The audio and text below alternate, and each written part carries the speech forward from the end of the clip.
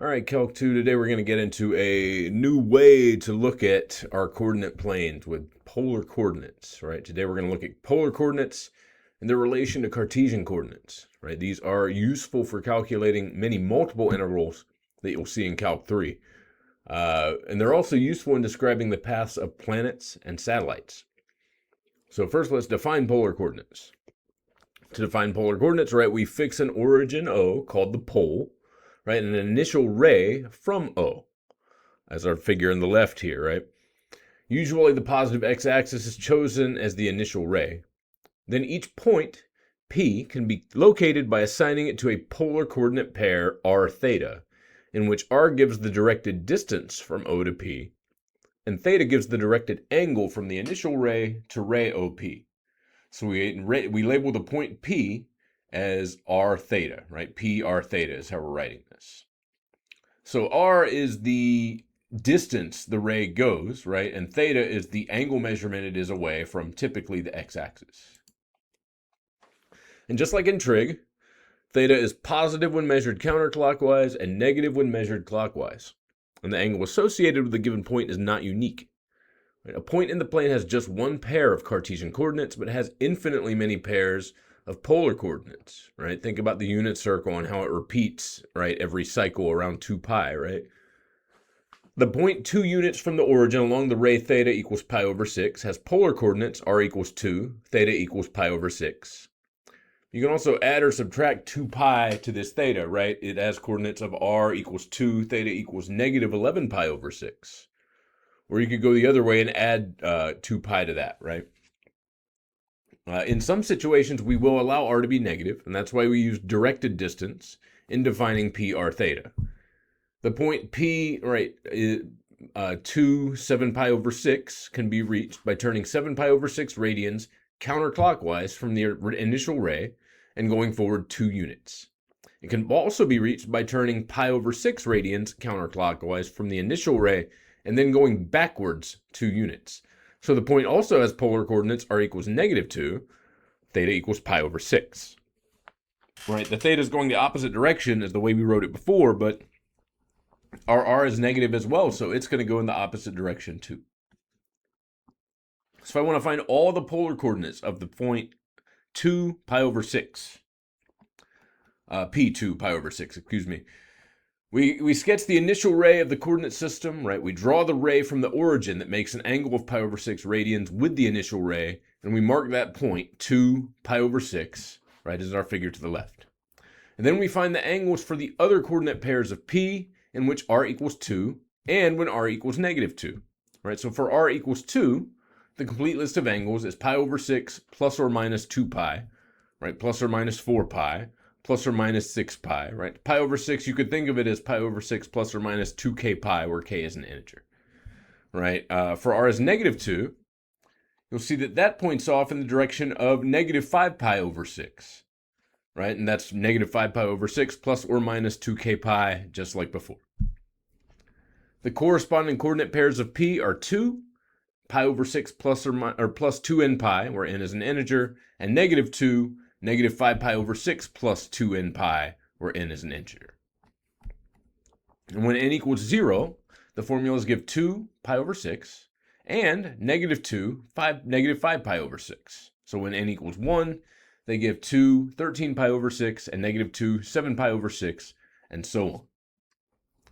So now we get to polar equations and graphs, right? If we hold r fixed at a constant value r equals a, which is not equal to 0, the point P equals r theta, or the point P r theta, will lie absolute value of a units from the origin O. As theta varies over any interval of length 2 pi, P then traces a circle of radius absolute value of a centered at O. And if we hold theta fixed at a constant value theta equals theta 0, and let r vary between negative and positive infinity, the point P r theta traces the line through O that makes an angle of measurement theta 0 with the initial ray. Example 2 shows us that a circle or line can have more than one polar equation, right? So if I'm looking over here on the left here, right, up above, right, at this circle up here, right, r equals 1 and r equals negative 1 are equations for the circle of radius 1 centered at O.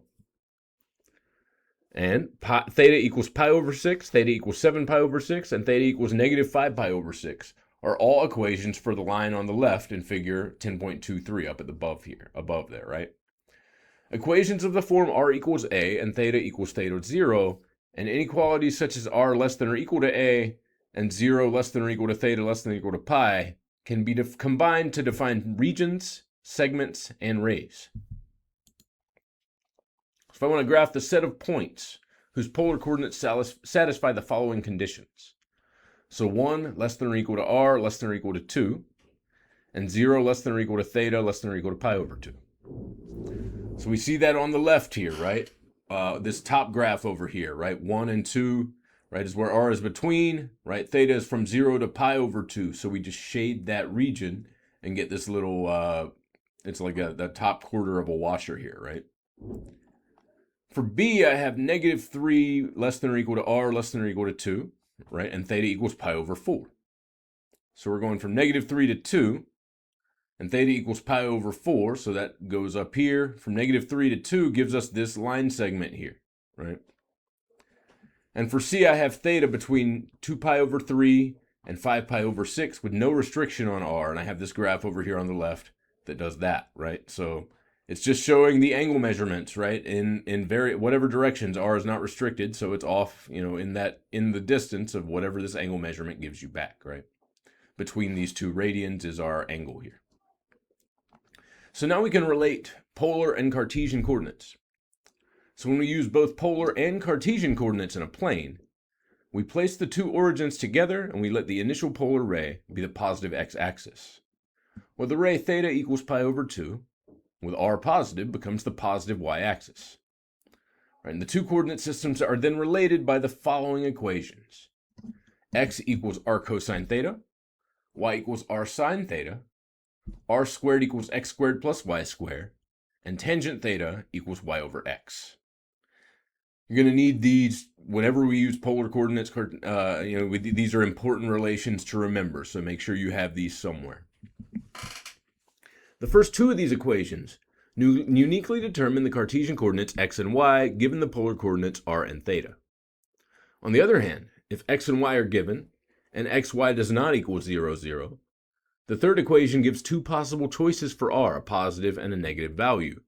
And for each of these r values, there is a unique theta between 0 and 2 pi that satisfies the first two equations, each then giving a polar coordinate representation of the Cartesian point xy. So the other polar coordinate representations for the point can be determined from these two, as we did in example 1. So here are some plane curves expressed in terms of both polar coordinates and Cartesian coordinate equations. So the polar equation r cosine theta equals 2. Well, we know x equals r cosine theta as above, right? So that's Cartesian equivalent is x equals 2. So if the polar equation is r squared cosine theta sine theta equals 4, what we can do is split that up into r cosine theta times r sine theta, and that gives us xy equals 4. The polar equation next up is r squared cosine squared theta minus r squared sine squared theta equals 1. Right, well, that gives me, the first one is r squared cosine squared is x squared, right? R squared sine squared is y squared, right? So this gives me x squared minus y squared equals 1. R equals 1 plus 2r cosine theta, right? This one translates to y squared minus 3x squared minus 4x minus 1 equals 0. You have to play with this a bit, right, to get to that. And we need to use various, we need to use our forms up here to kind of piece that together. And then we have r equals 1 minus cosine theta. The Cartesian equivalent here is x to the fourth plus y to the fourth plus 2x squared y squared plus 2x cubed plus 2xy squared minus y squared equals 0. So some of these are easy. These last two are examples that are not super easy, but you can get there.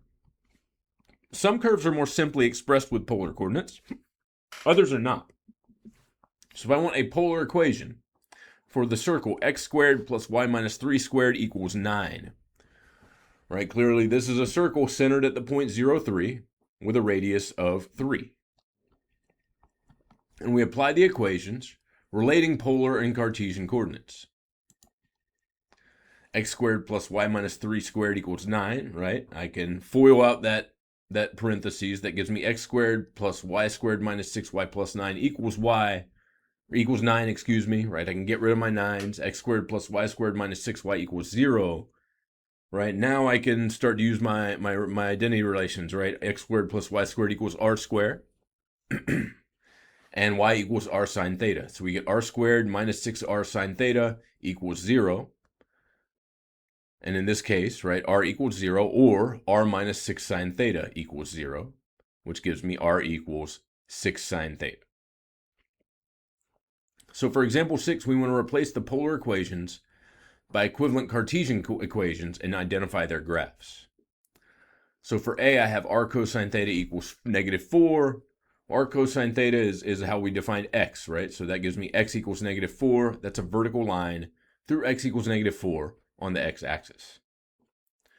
For B, I have r squared equals 4r cosine theta, right? Well, this gives me r squared equals, on the right side, 4r cosine theta, that's going to be 4x, right? And on the right side, r squared is x squared plus y squared.